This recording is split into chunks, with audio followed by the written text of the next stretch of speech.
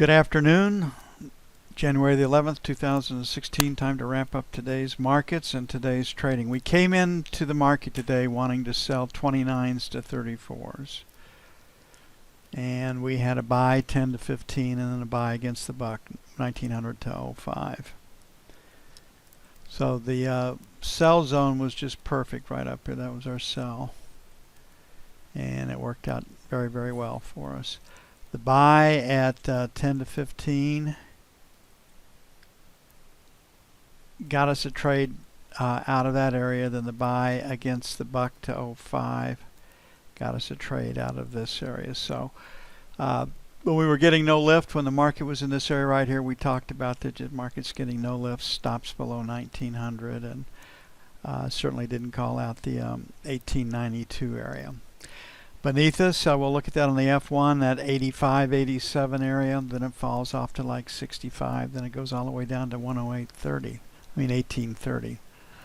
So the market is under sell pressure for the right fundamental reasons.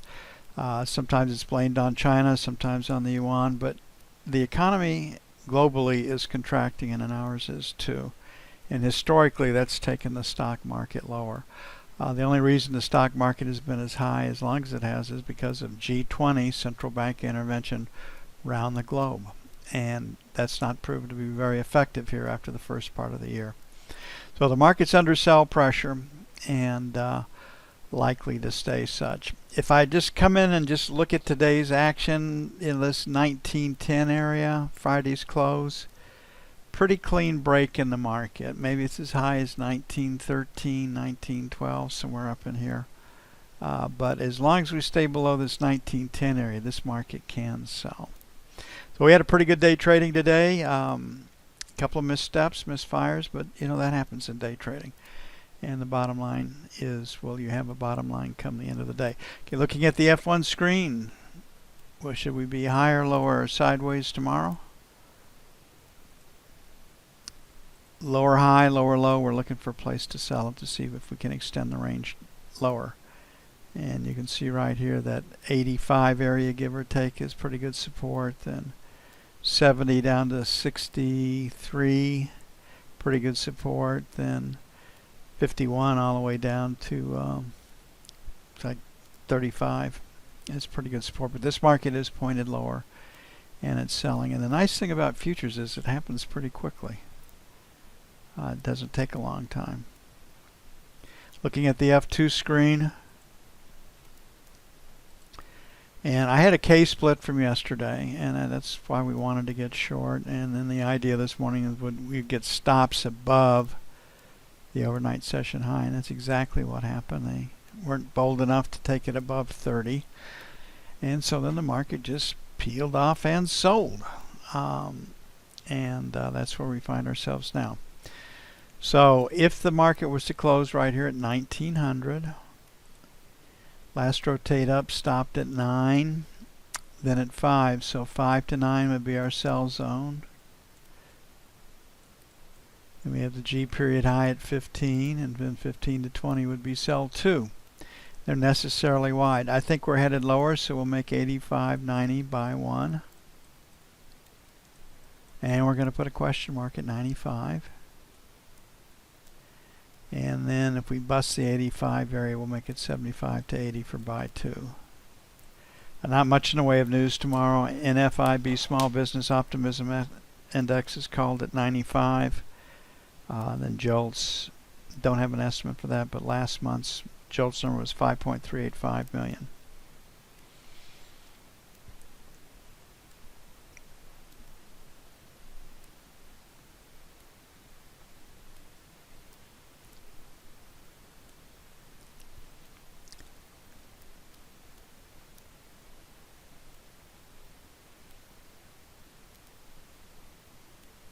One of the things that you get used to over time is that the lower the market goes, the lower the press is going to say that it's going to go. And it's to be expected. And what you should be nervous about is if they don't write articles to that tune or to that effect. And it's just human nature, you know. Always want to do something better, so we'll just get, I was going to sell it there, now I'm going to sell it higher, or I wanted to buy it there, now I'm going to buy it lower. So it's just the way things work. So on treasuries, higher low, higher high, find a place to buy it. If we can't extend the day's range, sell it. Tomorrow is the 3-year auction. That's usually a pretty good one based on what's going on around the globe. There were the Noble Company and I want to say Glencore, but I'm not sure that's the name of it. Slips off the top of my memory. 2 more commodity companies, junk bond status, default looming, the bankruptcy of one of Glencore's subsidiaries. So treasuries naturally will be getting a boost in this environment. And right now with the close, selling failure to take out 14 to 20 would be the first trade. So sell failure to take out 14 to 16. And then on the other side, we'll be selling 19s to 23s. If the E-mini selling, we just do not want any part of the short side of treasuries. Okay, last rotate down stopped at 9, so 5 to 9 is buy 1. And buy 2 is going to be 1 to 29.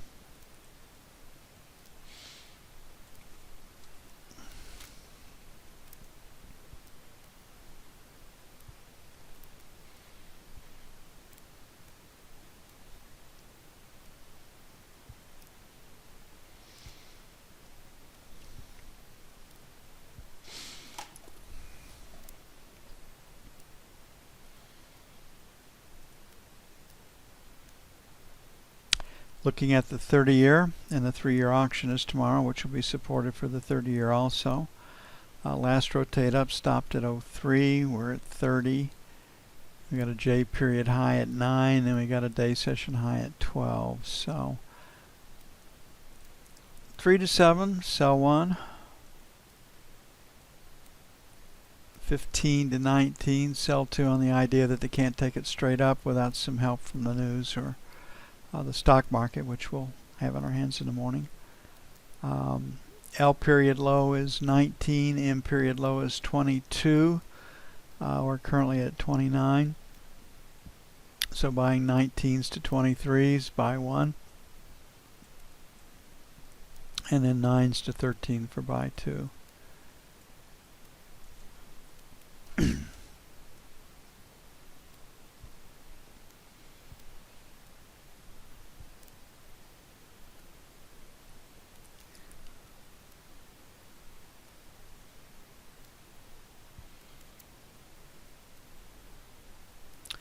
Looking at gold.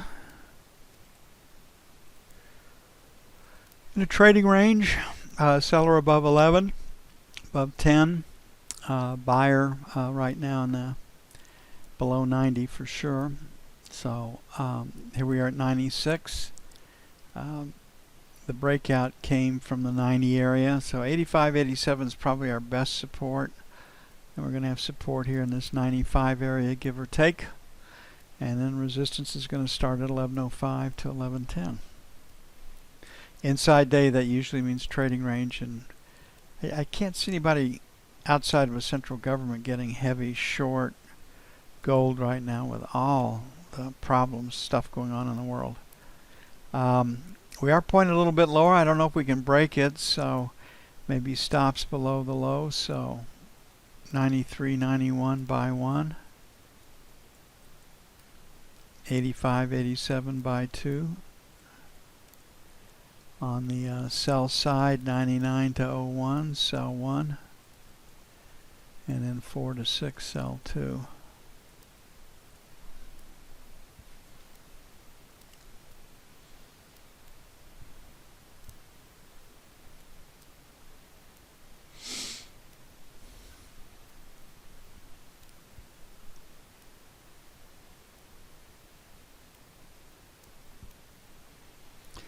Crude, I think, is headed below 30.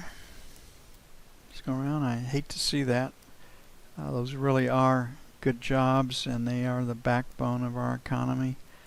I mean, the second biggest input to any economy after the cost of money is energy. And we have a hell of an advantage, about to get more of an advantage, and assets will be transferred. So just looking at the market right here, 30 bucks, then 25 bucks. Way down there is probably where we're headed. So 30 bucks, then 27.50, etc. So we're looking for a place to get short as per the screen. And fundamentals, and the only thing that can stop this would be Saudi Arabia saying we're going to cut our production, and they're not likely to do that.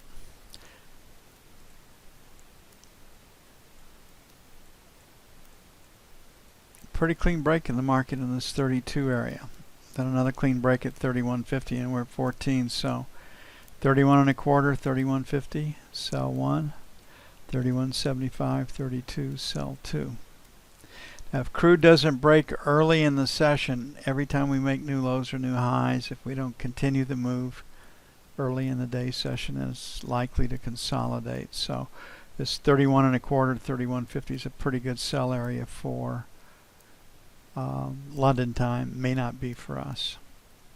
I think we're at a little bit lower, so 30.50, 30.75, buy 1. And then 30 and a quarter, 30 even, buy 2. And if you wanted a structural buy, $30 and a nickel.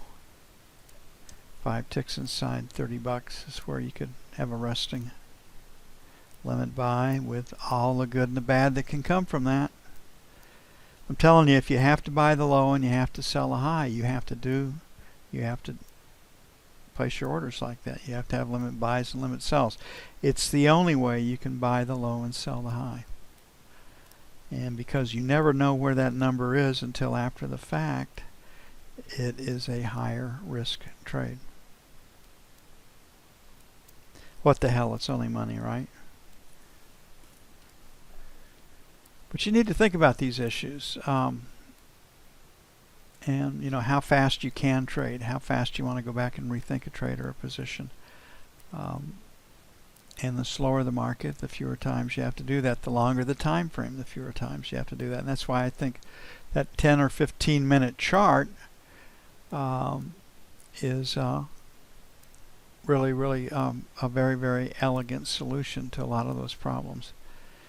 Yeah, I would think right now, Jeff, that we had the opportunity, if we had, if I were going to be in charge of making that decision, and if I wanted to break every dictator's back that base their mischief on the price of oil, I would subsidize our onshore crude. There would be some smuggling going on along around the edges, but I'd subsidize the North American crude and let the Middle East live with China and Russia and all our other buddies out there. Saudi Arabia has been our friend when they needed us, but they have been the source of a lot of terrorism. And they act in their own national interests, and you really can't blame them. I mean, that's what nations and people are supposed to do. But it's not in our national interest, so we shouldn't. So I would subsidize, I would make sure that we produced, that we didn't need Middle Eastern oil anymore, period. Even if I had to pay 20, 30 bucks a barrel premium in the United States. And we've got it. We can do it. It's expensive, but based on the crap that we have to take out of that part of the world, the death, the mayhem, the misery that's spread, I think it would be probably a pretty nice trade-off. Yeah, you buy strategic reserves at the high. It's not their money, and you sell it at the low. And what are we selling it to finance a welfare state? It's not going to stop until things get so bad they can't do it. Okay, the euro. Ugh, I hope I can read this chart. It's definitely a P in volumes above time. That I can read. And I'm guessing that's 92. 109.25. So this 15 to 25 area, sell 1. Hoping that's 45 to 55. Sell 2. We'll see what the yuan does tonight. On the buy side, we're at 88, 90 in that area, so 65, 75 buy 1, and 40 to 50 buy 2. And hopefully by the end of the week, Charlie will be able to read this stuff. It may take half a year for these dents to fill in. And that's just the volume. They've gone in and recalculated the volume at these different prices. And you can see in the middle, the one's about half the length of the other bar. So it usually takes a couple of contract cycles before that disappears. So that's it for the 11th. I will see you all bright and early in the AM. Wish you all a great evening, and may your football team win tonight.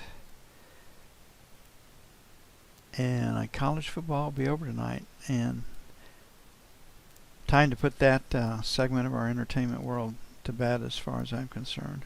I enjoy it, but I've had enough. See y'all bright and early in the morning.